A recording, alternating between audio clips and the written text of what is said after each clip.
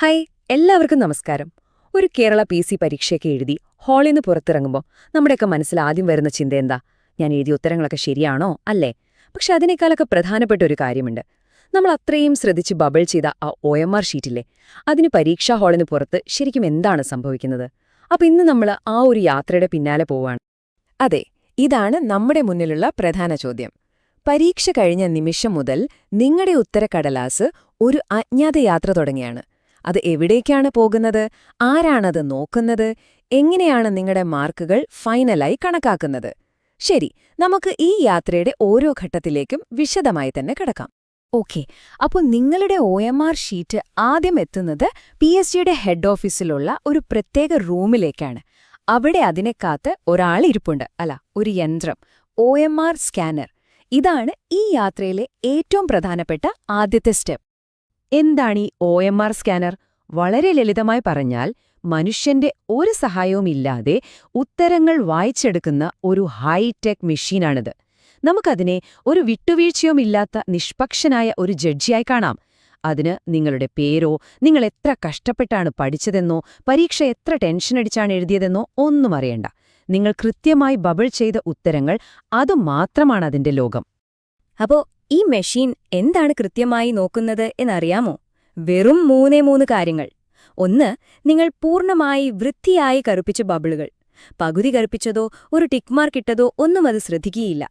രണ്ട്, നീലയോ കറുപ്പോ നിറത്തിലുള്ള ball point പേനയുടെ മഷി. ജെൽപേനയോ മഷിപ്പേനയോ ഉപയോഗിച്ചാൽ ചിലപ്പോൾ അത് പടർന്നുപോയി സ്കാനറിന് റീഡ് ചെയ്യാൻ പറ്റാതെ വരും. ഈ പറഞ്ഞതല്ലാതെ മറ്റൊന്നും ഈ മെഷീന് ഒരു വിഷയവുമില്ല. ശരി, അപ്പോൾ സ്കാനർ നിങ്ങളുടെ ഉത്തരങ്ങളെല്ലാം വായിച്ച് ആ ഡേറ്റ കമ്പ്യൂട്ടറിലേക്ക് കൊടുത്തു. ഇനി അടുത്ത ഘട്ടം, ഈ ഡേറ്റയെല്ലാം എങ്ങനെ നിങ്ങളുടെ ഫൈനൽ മാർക്കായി മാറുന്നു? നമുക്ക് നോക്കാം. മാർക്ക് കണക്കാക്കുന്ന രീതി വളരെ നിർണായകമാണ്. ശ്രദ്ധിച്ചു കേൾക്കണം. നിങ്ങളുടെ ഓരോ ശരി ഉത്തരത്തിനും ഒരു മാർക്ക് വീതം കിട്ടും. സിമ്പിൾ. പക്ഷെ ഒരു ഉത്തരം തെറ്റിപ്പോയാലോ? അപ്പോ കിട്ടിയ മാർക്കിൽ നിന്ന് മൂന്നിലൊന്ന്, അതായത് 0.33 മാർക്ക് കുറയും. ഇനി ഒരു ചോദ്യത്തിന് നിങ്ങൾ ഉത്തരം നൽകിയിട്ടേയില്ലെങ്കിലോ? ഒരു കുഴപ്പമില്ല. മാർക്ക് കൂടുകയുമില്ല, കുറയുകയുമില്ല. അതിന് 0 മാർക്കാണ്. പക്ഷെ ഇവിടെ വളരെ പ്രധാനപ്പെട്ട ഒരു കാര്യമുണ്ട്. എല്ലാ PSC പരീക്ഷകൾക്കും നെഗറ്റീവ് മാർക്കിംഗ് ഇല്ല. നിങ്ങളുടെ പരീക്ഷയുടെ ഒഫീഷ്യൽ നോട്ടിഫിക്കേഷനിൽ നെഗറ്റീവ് മാർക്കിനെക്കുറിച്ച് കൃത്യമായി പറഞ്ഞിട്ടുണ്ടെങ്കിൽ മാത്രമേ ഈ മാർക്ക് കുറയ്ക്കുന്ന പരിപാടി ഉണ്ടാവുകയുള്ളൂ. അതുകൊണ്ടാണ് എപ്പോഴും നോട്ടിഫിക്കേഷൻ നന്നായി വായിക്കണമെന്ന് പറയുന്നത്.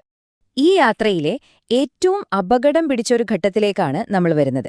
നമ്മൾ അറിയാതെ വരുത്തുന്ന ചില ചെറിയ ചെറിയ പിഴവുകൾക്ക് പോലും നമ്മൾ വലിയ വില കൊടുക്കേണ്ടി വരും. നിങ്ങളുടെ മാർക്കുകളെ മുഴുവനായി ഇല്ലാതാക്കാൻ കഴിവുള്ള ആ തെറ്റുകൾ ഏതൊക്കെയാണെന്ന് നമുക്ക് നോക്കാം. ഞാൻ വീണ്ടും ഓർമ്മിപ്പിക്കുകയാണ്, പേനയുടെ കാര്യം വളരെ വളരെ പ്രധാനമാണ്. നീലയോ കറുപ്പോ നിറത്തിലുള്ള ബോൾ പോയിന്റ് പേന മാത്രം ഉപയോഗിക്കുക. പെൻസിലോ സാധാരണ മഷിപ്പേനയോ ജെൽപേനയോ ഒന്നും ഉപയോഗിക്കരുത്.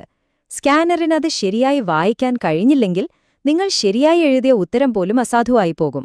നിങ്ങൾ എപ്പോഴെങ്കിലും ഇങ്ങനെ ചിന്തിച്ചിട്ടുണ്ടോ? ഒരു ബബിൾ മുഴുവനായി കറുപ്പിക്കേണ്ട കാര്യമുണ്ടോ? അല്ലെങ്കിൽ ഒരു ചോദ്യത്തിന് സംശയം തോന്നിയിട്ട് 2 ബബിൾ കറുപ്പിച്ചാലോ? അതുമല്ലെങ്കിൽ OMR ഷീറ്റ് അശ്രദ്ധമായി എവിടെയെങ്കിലും മടങ്ങിയാലോ? ചെറിയൊരു കീറൽ വന്നാലോ എന്ത് സംഭവിക്കും? ഇവ ഓരോന്നും ഓരോ തെറ്റുകളാണ്.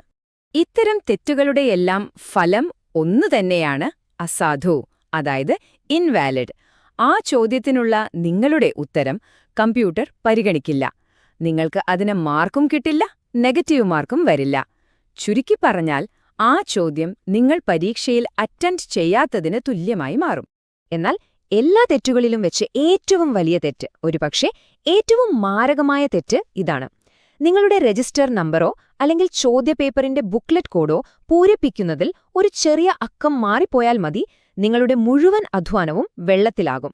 നിങ്ങൾ എല്ലാ ഉത്തരങ്ങളും ശരിയായി എഴുതിയാൽ പോലും ആ OMR ഷീറ്റ് തന്നെ PSC അസാധുവായി പ്രഖ്യാപിക്കും.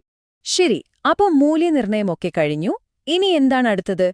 നിങ്ങളുടെ മാർക്കുകൾ ഒരു റാങ്ക് ലിസ്റ്റായി മാറുന്നതിനു മുൻപ് PSCയുടെ ഭാഗത്തുനിന്നും ചില നടപടിക്രമങ്ങൾ കൂടിയുണ്ട്. നമുക്ക് അതിലേക്കൊന്ന് പോകാം. റാങ്ക് ലിസ്റ്റിലേക്കുള്ള യാത്രയ്ക്ക് പ്രധാനമായി 4 സ്റ്റെപ്പുകളാണുള്ളത്. ആദ്യം തന്നെ PSC ഒരു പ്രൊവിഷണൽ ആൻസർ കീ പുറത്തുവിടും. അതിലേതെങ്കിലും ഉത്തരത്തിൽ നിങ്ങൾക്ക് തെറ്റുണ്ടെന്ന് തോന്നിയാൽ പരാതി നൽകാനൊരു സമയം തരും. ആ പരാതികളെല്ലാം പരിഗണിച്ച് അവരൊരു ഫൈനൽ ആൻസർ കീ പ്രസിദ്ധീകരിക്കും. ഈ ഫൈനൽ ആൻസർ കീ ഉപയോഗിച്ചാണ് നിങ്ങളുടെ മാർക്കുകൾ അവസാനം കണക്കാക്കി അന്തിമ റാങ്ക് ലിസ്റ്റ് തയ്യാറാക്കുന്നത്. നമ്മുടെ ഈ യാത്രയുടെ അവസാന ഘട്ടത്തിലേക്ക് നമ്മൾ എത്തിയിരിക്കുകയാണ്. റാങ്ക് ലിസ്റ്റ് വന്നു, പക്ഷേ നിങ്ങളുടെ മാർക്കിൽ നിങ്ങൾ തൃപ്തരല്ല. എന്തോ ഒരു പിഴവ് പറ്റിയിട്ടുണ്ടെന്ന് നിങ്ങൾക്ക് തോന്നുന്നു. അപ്പോൾ സ്വാഭാവികമായും ഒരു ചോദ്യം വരും. അതെ, ഫലം വന്നതിന് ശേഷം ഉദ്യോഗാർത്ഥികൾ ഏറ്റവും കൂടുതൽ ചോദിക്കുന്ന ഒരു ചോദ്യമാണിത്. എന്റെ പേപ്പർ ഒന്നുകൂടി നോക്കാൻ ഒരു റീവാലുവേഷൻ എന്തെങ്കിലും സാധ്യതയുണ്ടോ? ഈ ചോദ്യത്തിനുള്ള ഉത്തരം വളരെ ലളിതമാണ്. ഒറ്റ വാക്കിൽ പറഞ്ഞാൽ ഇല്ല. OMR പരീക്ഷകൾക്ക് ഒരു പുനർമൂല്യനിർണ്ണയം അല്ലെങ്കിൽ റീവാലുവേഷൻ എന്നൊരു സംഭവം ഇല്ല. എന്തുകൊണ്ടാണെന്നല്ലേ? കാരണം വളരെ സിമ്പിളാണ്. ഈ മുഴുവൻ പ്രോസസ്സും ചെയ്യുന്നത് ഒരു മെഷീനാണ്, ഒരു കമ്പ്യൂട്ടറാണ്. അവിടെ മനുഷ്യന്മാർക്ക് പറ്റുന്ന പോലത്തെ തെറ്റുകൾക്ക് ഒരു സാധ്യതയുമില്ല. അതുകൊണ്ട് എപ്പോഴും ഓർക്കുക, പരീക്ഷാ ഹാളിൽ നിങ്ങൾ കാണിക്കുന്ന ആ ശ്രദ്ധയില്ലേ, അത് വളരെ നിർണായകമാണ്. കാരണം അവസാനം ആ OMR ഷീറ്റാണ് നിങ്ങൾക്ക് വേണ്ടി സംസാരിക്കാൻ പോകുന്നത്.